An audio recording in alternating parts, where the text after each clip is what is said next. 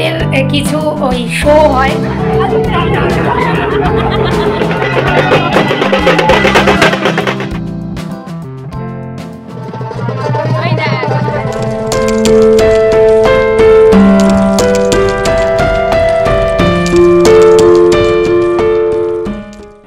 Good evening বন্ধুরা, কেমন আছো সবাই?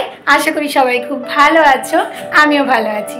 আমার এক আকাশ স্বপ্ন চ্যানেলে তোমাদেরকে অনেক স্বাগত আর ভালোবাসা জানিয়ে আজকের ভিডিওটা শুরু করছি। আজকে হলো কালী পুজোর পরের দিন, মঙ্গলবার।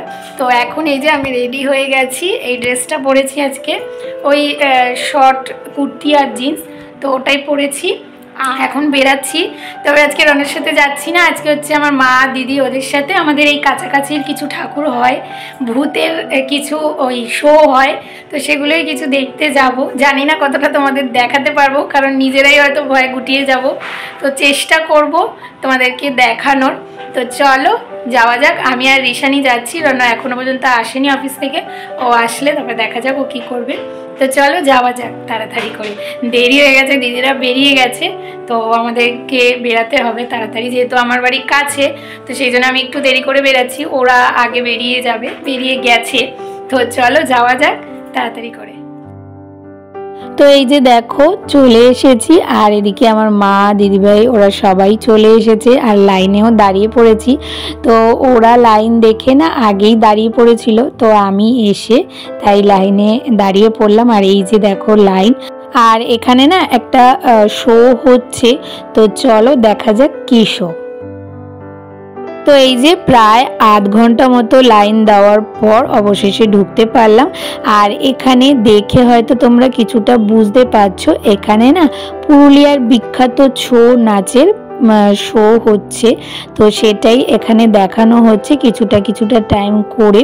তো কিছু লোককে ঢোকাচ্ছে, শোটা কমপ্লিট করছে, তারপরে আবার কিছু লোককে ঢোকাচ্ছে, এইভাবেই হচ্ছে। তো এই হলো ছৌ নাচ, তোমরাও একটু দেখে নাও।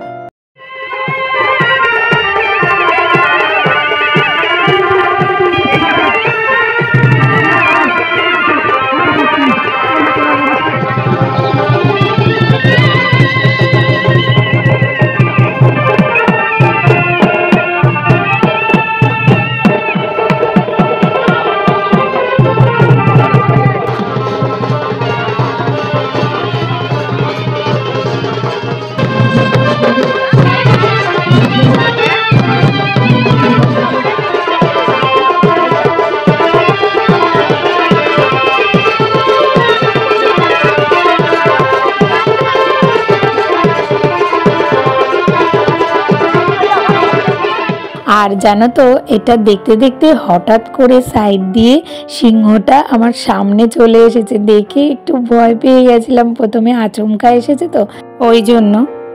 আর এদের পরিশ্রম সত্যি, এরকম একটা ভারী মুখোশ পরে যে এরকম নাচ করা কতটা কষ্টের সেটা দেখলে বোঝা যাচ্ছে। তো আমি কোনো দিন আগে দেখিনি, তো এটা দেখে বেশ ভালো লাগছে। আর সিংহটা দেখে জানো তো আমি ভাবছিলাম রিশান হয়তো ভয় পাবে, কিন্তু ও দেখি বেশ মজাই পাচ্ছে।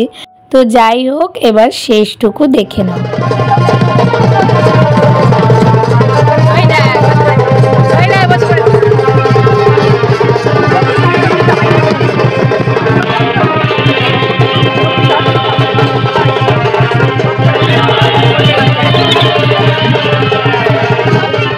তো ওই ছৌ নাচে যে শোটা হয়েছিল ওটা না বাদরা মাঠ বলে আমাদের এখানে, তো সেই বাদরা মাঠে হয়েছিল। আর তার পাশেই আর একটা ছোট্ট মাঠ আছে, সেখানে না এই যে দেখো জীবন্ত পাগলা গারদ করেছে।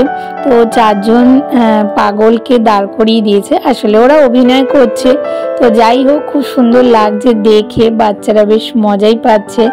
তো এই যে দেখো এখানে 2 জন আর ওই পাশে 2 জন, আর এখানে হচ্ছে গিয়ে এই যে ডাক্তার বসে আছে, মানে পাগলা গারদে যেরকম থাকে, আমি তো কোনোদিন দেখিনি, তো যাই হোক এরকমই হয়তো থাকে। আর এদিকে রিশান তিশান ওখানে মজা করছিল। আর তারপরে দুর্গানগর স্টেশনের সামনেই না এই প্যান্ডেলটা হয়। এখানে হয়েছে হন্টেড হসপিটাল।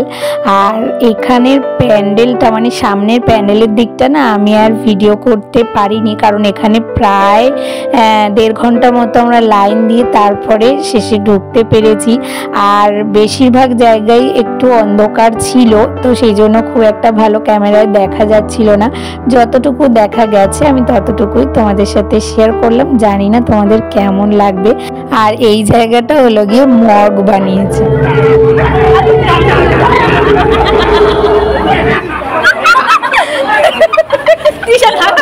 তো দেখে না খুব একটা ভয় লাগছিল না, একটু হাসি পাচ্ছিল। আর তৃষান ওরকম মজা করছিল বলে আরো হাসি পেয়ে গেছে। তবে রিশান না একটু লাস্টের দিকে ভয় পেয়ে গেছিল, খুব কাঁদছিল। তো যাই হোক, ওর বাবা চলে এসেছিল প্যান্ডেলে ঢোকার আগে, তো সেই জন্য অসুবিধা হয়নি, ওর বাবাই ওকে সামলিয়ে নিতে পেরেছে। আর তারপরে চলে এসেছিলাম আরো একটা প্যান্ডেলে, এটা আমাদের বাড়ির একদম কাছেই। তো এখানে একটা শো হচ্ছিল নরবলির। তো কিভাবে আর কি একজন মানুষ এসেছিল কাঠ কাটতে, তো ওনাকে এই তান্ত্রিক বলি দেবে বলে মাকে সন্তুষ্ট করার জন্য, তাই ওনাকে ধরেছিল বলি দেবে। তো মা কালী এসে ওনাকে বাঁচিয়ে দেবেন আর নিজেই সেই বলির জায়গায় বসে পড়বেন, আর সেই তান্ত্রিক আর বলি দিতে পারবেন না। তো এটাই ছিল গল্প। তবে এখানে না ভিডিও করা অ্যালাউ ছিল না, কিন্তু একটু বলতে পারো ওই লুকিয়ে লুকিয়ে ভিডিওটা করেছি তোমাদের সাথে শেয়ার করব বলে। তো কেমন লাগলো অবশ্যই কিন্তু কমেন্ট করে জানিও, ভালো লাগলে একটা লাইক করে দিও। তো ওখানে ঠাকুর দেখতে দেখতে প্রায় 10:30টা বেজে গেছিল।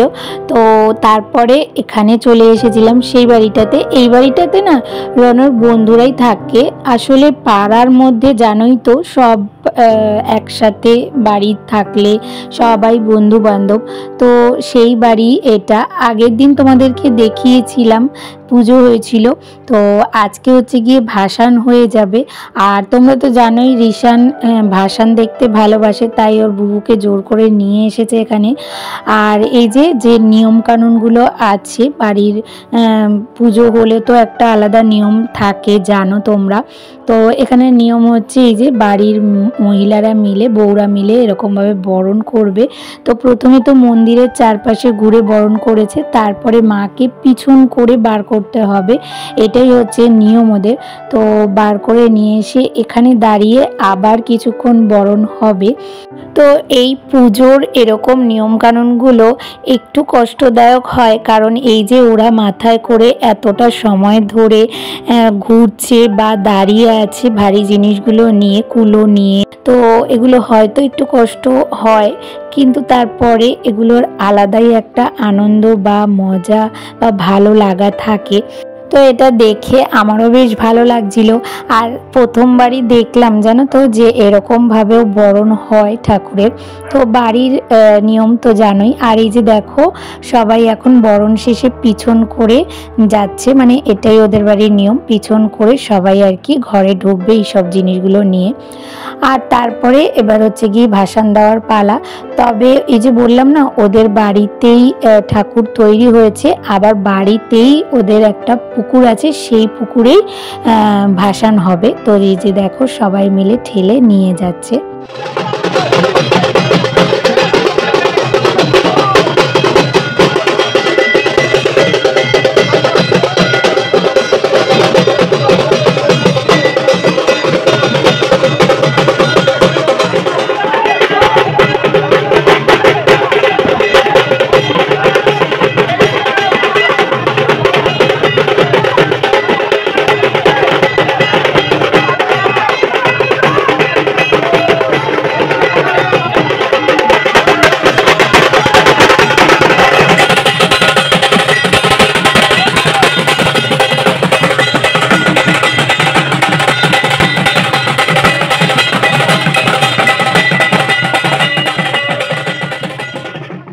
আর কালকে তোমাদেরকে বলেছিলাম যে এখানে 2 দিন ধরেই খাওয়া দাওয়া হয়। তো ভাসান দিয়ে বাড়ি যাওয়ার সময় রনর বন্ধুরা বলল যেন আমরা অবশ্যই এখান থেকে খেয়ে যাই আজকে। তো সেই জন্যই খেতে বসে পড়েছি। আর আজকে এখানে ছিল ভাত, ডাল, বাঁধাকপি, কাতলা মাছের কালিয়া আর পায়েস, চাটনি। এই ছিল হচ্ছে গিয়ে এখানকার মেনু। তবে খাওয়ারটা দারুণ টেস্ট ছিল। তো খেয়ে দেই যে আমরা বাড়ি চলে এসেছি। আর ভিডিওটাও এখানেই শেষ করব। তাহলে আজকের ভিডিওটা তোমাদের কেমন লাগলো? ভালো লাগলে একটা লাইক, কমেন্ট, শেয়ার আর সাবস্ক্রাইব করে পাশে থেকো। আর নোটিফিকেশন বেলটাকে অবশ্যই অন করে অল করে দিও।